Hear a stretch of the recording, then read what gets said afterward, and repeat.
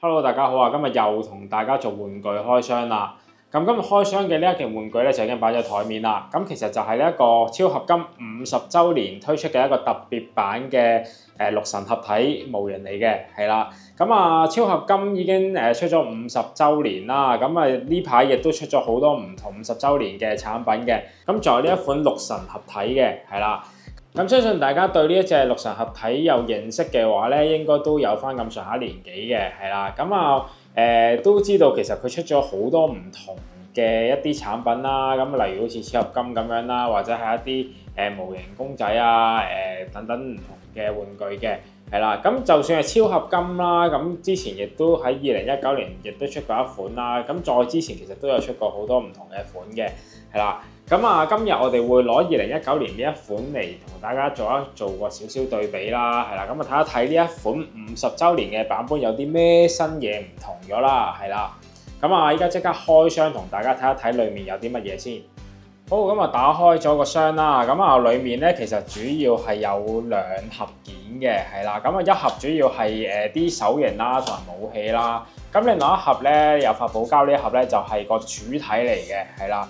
咁另外仲有一份說明書啦，係啦。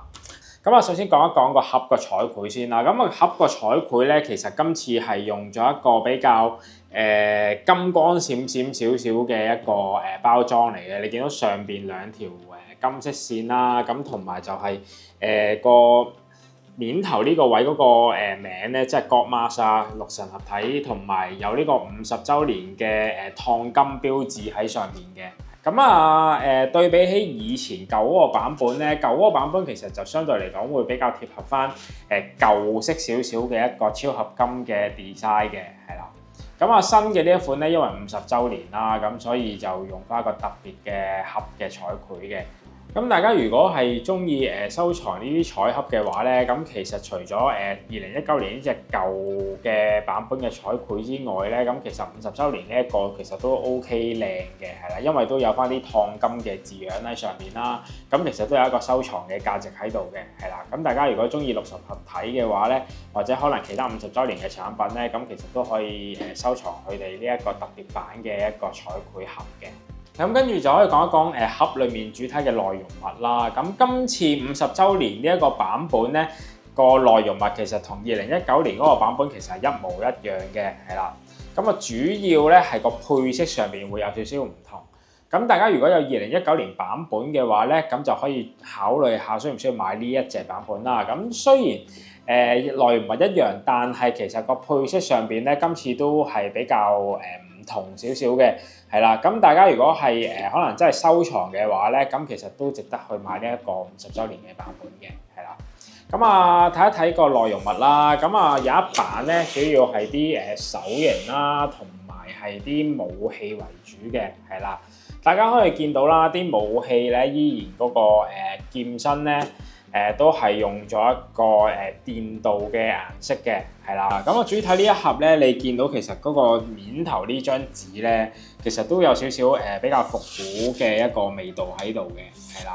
咁啊似翻以前大家如果有開過舊款嘅話咧，咁佢其實都係有一張咁嘅紙，咁就好似一啲比較懷舊少少嘅味道啦，係啦。咁依家就開箱俾大家睇一睇6隻機械人個配色上邊有啲咩嘢唔同咗啦。咁6隻機械人個主體就攞咗出嚟啦。咁啊可以同大家講下今次呢個50週年版本上邊咧有啲咩嘢唔同咗啦。咁啊其實主要個唔同咧，其實係個配色上面嘅啫。咁啊可以先睇一睇個主體呢一個加亞機械人啦，係啦。咁啊大家可以見到呢隻加亞機械人咧，其實成隻咧都係用咗一個電鍍嘅顏色去上色嘅，係啦。咁啊舊款呢一隻咧就係用紅白色實色去做上色嘅，係啦。咁今次呢一隻50週年版本咧，就為咗配合翻50週年，其實佢出嘅好多唔同產品都係閃靈靈啦。咁所以今次咧成隻加亞機械人咧都係用咗一個電鍍顏色去做上色啦，係啦。咁呢個電鍍版本嘅上色咧，個人覺得係對比舊版本咧係靚啲嘅，係啦，因為始終佢銀色呢個配色加埋紅色呢個配色咧係非常之搭嘅，係啦。係啦，咁同埋嗰個豪華感會強啲啦，係啦，咁我配合翻50週年嘅呢一個主題啦，咁但係可能有啲人會覺得始終動畫版嗰個配色咧，其實先忠於原著嘅，係啦，咁所以大家各有各喜好，可以去買翻唔同嘅版本啦，係啦，咁當然就其實所有版本都一齊買咁啊最好啦，係啦，咁啊有翻唔同嘅配色啦，可以當做收藏咁樣用嘅。除咗佳亞呢隻機械人咧，全身係做咗一個電鍍嘅配色之外咧，咁其他5隻嘅機械人咧，其實都有一啲部分係做咗一個電鍍嘅配色嘅。咁基本上所有嘅機械人咧，咁大家可以見到喺腿部嘅大髀關節呢個位啦，咁同埋就係嗰個手部關節。手部關節嘅呢一個位咧，其實都係做咗一個電鍍嘅配色嘅。咁除咗手部同埋腳部呢啲關節之外咧，咁佢其他嘅配色咧都係用咗一個霧面嘅金屬配色上色嘅，係啦。咁所以佢嗰個機械人今次咧嗰個變化上咧，就主要係隻佳亞會唔同咗嘅啫，係啦。咁其他咧都係嗰個關節上邊嗰個電鍍配色唔同咗嘅。咁再嚟就可以講一講成隻整體6隻機械人嗰個做工係點樣啦，係啦。咁我首先講一講隻佳亞先啦。咁啱先都講過，佢今次用咗一個電鍍嘅配色之後咧，咁其實係靚咗嘅。咁但係咧，你仔細睇佢一啲腿部嘅接合位咧，咁亦都係有少少做工上邊有少少唔係咁好啦。咁佢嗰個接合有啲罅隙位喺度嘅，係啦，咁所以嗰個做工上邊咧都係一般啦，咁未算係去到好好嘅，係啦。咁另外就係嗰個電鍍嗰個上色嗰個問題啊，咁因為咧電鍍上色咧你因為令面啦，咁所以咧你摸上去嘅話咧，好容易吸咗啲指紋上去嘅，係啦。咁所以如果你話要擺設嘅話咧，咁基本上你摸完佢，你都係要揾布抹一抹嗰啲電鍍位嘅。如果唔係嘅話咧，其實你會好易見到有個指紋喺上面嘅。咁除咗指紋呢個問題之外咧，咁其實佢電鍍上色咧，仲有一個比較大嘅問題嘅，就係好容易花啦。咁首先隻機械人我啱啱攞出嚟嘅時候咧，其實已經發現一啲出廠時候嘅一啲傷痕喺上面啦。咁喺嗰個大髀位咧，其實已經見到一條好明顯嘅花痕喺上邊㗎啦。咁呢啲花痕咧，其實喺電鍍配色上邊，電鍍嘅金屬配色上邊咧，咁非常之常見嘅。咁所以呢一個就要睇大家買嘅時候好唔好彩啦。即係如果你話可能攞出嚟玩下整花咗嘅，咁都叫做可以接受啦。咁但係如果你話出廠嘅時候已經有個花痕喺度嘅話咧，咁其實嗰個做工上邊可能就算係真係冇咁好嘅，係啦。咁始終呢個都係一個50週年嘅產品啦。咁但係我就咁驟眼睇，其實個做工上邊就可能會比較弱少少啦。咁可能就我呢隻咁唔好彩，咁我中咗獎啦。咁依家我哋就即刻試下組裝咗呢6隻機械人，咁真係做成一隻 Godmas 6神合體出嚟俾大家睇一睇。成隻機械人加咗啲電鍍位組成咗之後，嗰個效果同舊款嗰個效果對比，邊一隻靚啲啦？係啦，好，咁賣個廣告先，係啦。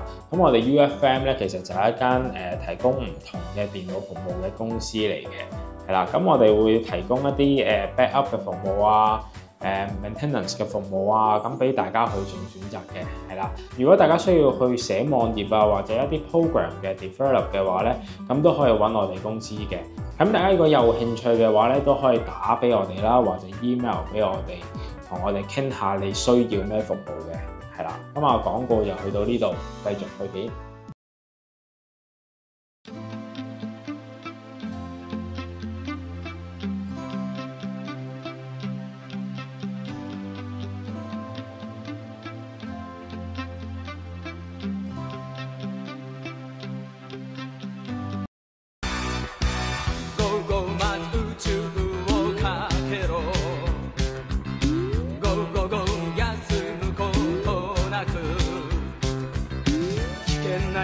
が来る宇宙の暗闇からサメを覚ましてくれ正義。咁嘅六神合體咧，咁就將6部機械人就擺埋晒一齊啦。咁大家可以見到咧，隻機械人咧，嗰個 size 咧都有差唔多成30cm 咁高嘅，係啦。咁同舊款比嘅話咧，咁佢依家新款呢一隻咧，因為啱先講過就係啲關節做嗰啲電導式嘅，係啦。你見到大髀呢啲位咧，咁都有啲反光嘅。電導銀色喺上邊嘅，係啦。咁整體成隻六神合體對比翻起舊版咧，咁其實就會好睇少少啦，因為多咗啲電導式喺上邊。咁但係可能有啲人會覺得話忠於原著咁用翻白色嘅話咧，就比較貼合少少啦。咁呢啲就各花入各眼啦。咁如果就咁睇嘅話咧，其實嗰個銀色電導都算係 OK 嘅，係啦。